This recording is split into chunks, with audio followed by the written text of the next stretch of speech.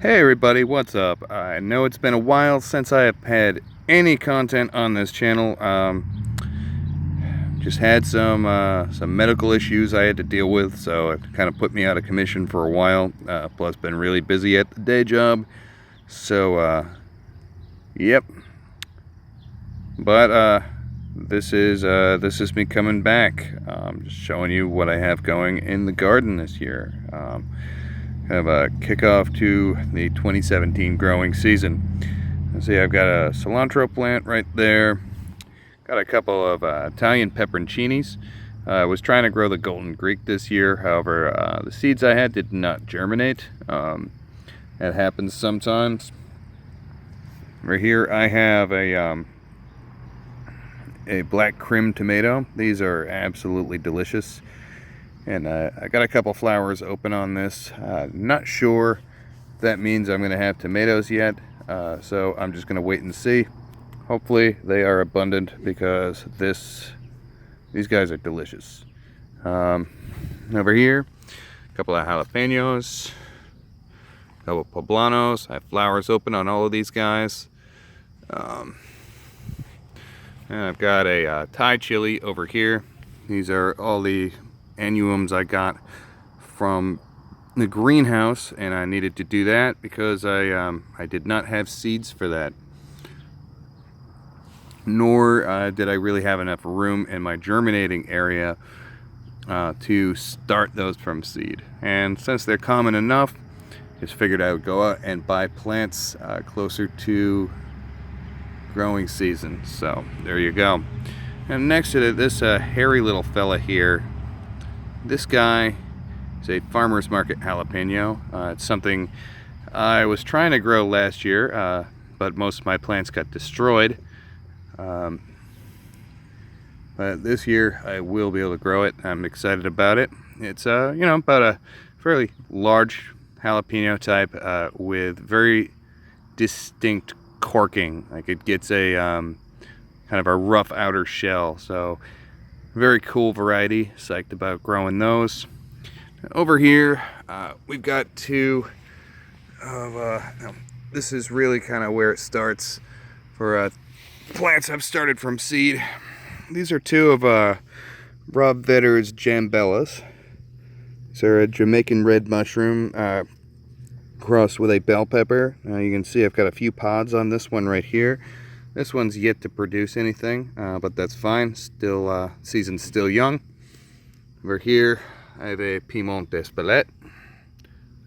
These are all starting to just get loaded down with pods. This was the first one to set a pod, and that set a pod when I still had it in a fabric bag before I got it in the ground. So that's a very strong, production heavy plant. This one though over here is loaded the most. This so far, and it's not really showing any sign of slowing down, has about 9 pods on it. Again, this is really early in the season. Got more pods on this one over here. This is the only Espelette that I had that has not podded up yet. Now, I have 4 Jamaican red mushrooms. Now, one of these has set pods. This guy right here. A couple of the others have flowers open. They're starting to set pods. The Aleppos over here have just started to open their flowers up, and I believe pods are being set on these two right here. There's one down here too. It's a little runty. We'll see if that ends up catching up this summer. I don't know if it will, but it's worth a shot. Now here we got some Sugar Rush peach. As you can see, that's starting to bloom. Now these guys, once they get going, I did grow this last year. I had 1 plant. I have 3 plants, but this year, once these guys get going and they start producing, they do not stop. However, if you like a prolific plant that has that will just keep producing, just keep steamrolling you with pods, this is a good choice to grow. They're at about I'd say a medium heat. I think the ones I was growing last year, I keep hearing that they're really mild, but the ones I was growing last year, I'd say probably got up to about cayenne level heat. Also had a really dry summer last year, so it could have stressed the plants, but I'm going to say expect anything from like Serrano to cayenne heat out of these guys. One caveat though is that they take a very, very long time to ripen. They'll start a very light green, eventually go white, and then it'll take a very long time for them to turn their eventual peach color. So keep that in mind. If you have a very short growing season, you're going to want to start these early and get them in the ground early, well, as early as the last frost will allow. And next to these guys, I have some ahi pineapples. Delicious, love these.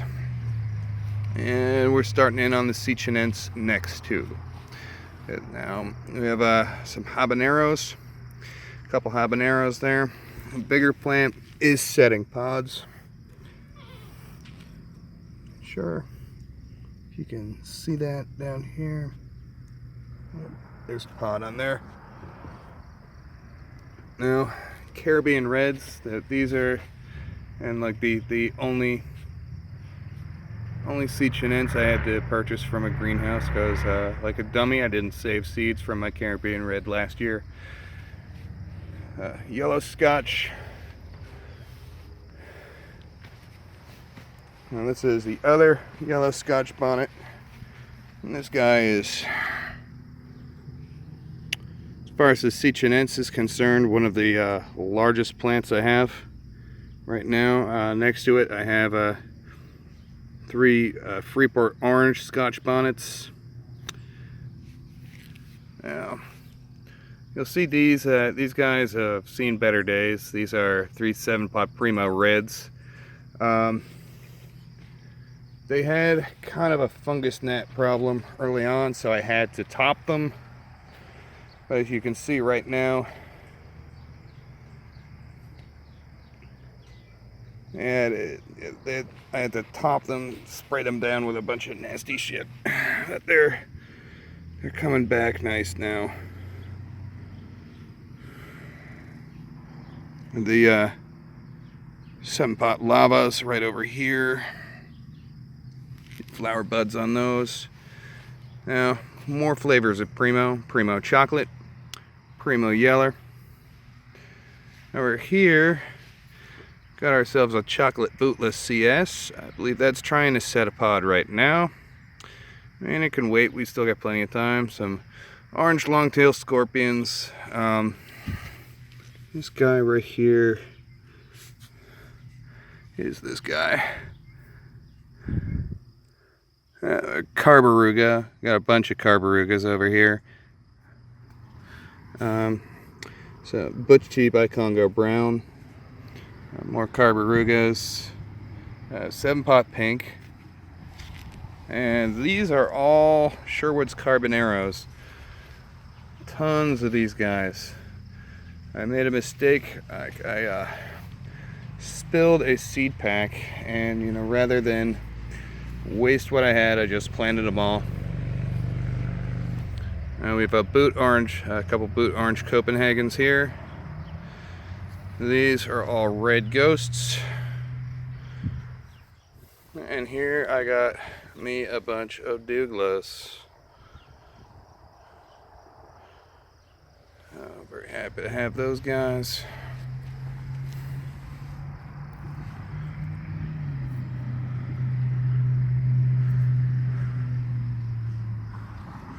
And some Naglas as well. Over here we got a couple of Scotch Brains. Now,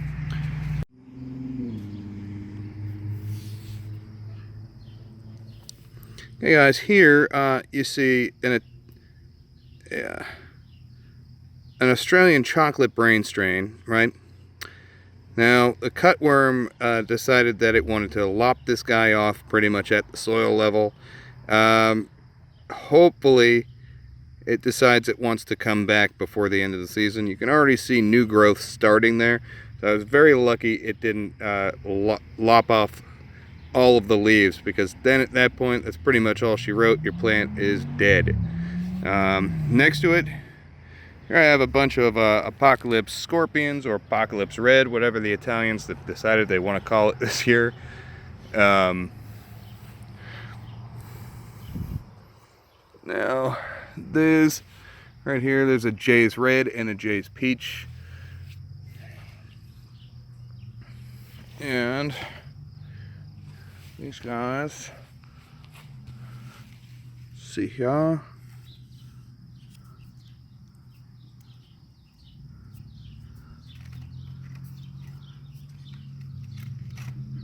Yeah.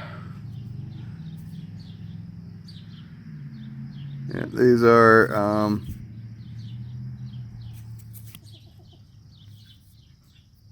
these three right here are Carbon Boot 7-pot by Carbon Boot 7-pot Yellow by Primo Red. These are an F2. Tony Sherwood sent me some F1 pods towards the end of last year to review. I saved seeds from the real brutal one. I'm gonna try and help him stabilize this. These, I will be putting up isolation shit later on. Don't have it up right now, but will be up. These are SRTSL bubblegum by SRTSL Tangerine. These guys are big black mamas. I have daisy cutters, bootless scorpions, noglas, and this is kind of my Moruga row. So starting here, I got a couple peach Morugas, or red Morugas, and the yellow Morugas at the end here. The yellow Morugas are trying to produce early. We'll see if that ends up, making me a couple pods. Now behind, got 4 MA Wartrix. I got 4 bubblegum 7s. I have 3 CP115s and 3 7-pot Wes. Now, I may have gotten the layout of some of this incorrect, but yeah, I've got a decent variety this year. Some of these, obviously the Carbon Boot 7 by Primo Red, I cannot sell those. But